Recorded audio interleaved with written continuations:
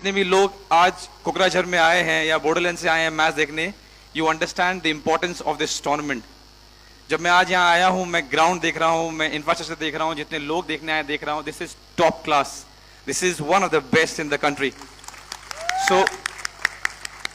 So to the entire team of Lieutenant General Tiwari and Pramod sir, kudos to you, well done.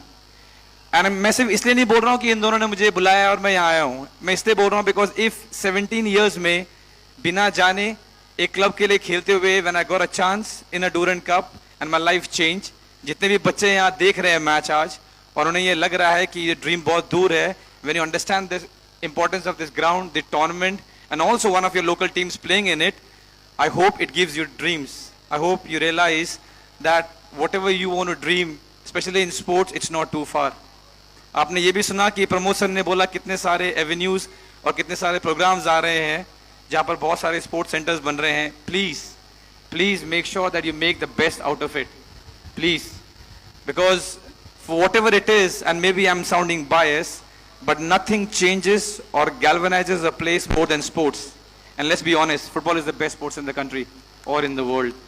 So thank you so much for having me, Kokrajhar. Thank you so much for having me, Bodoland. I hope all of you have a wonderful time. आप सब सही रहें, खुश रहें, आपकी families मस्त रहें, और next year hopefully मैं जल्दी बूढ़ा ना हूँ और मुझे मौका मिले मैं यहाँ आऊँ और आपके सामने खेल सकूँ. Thank you so much.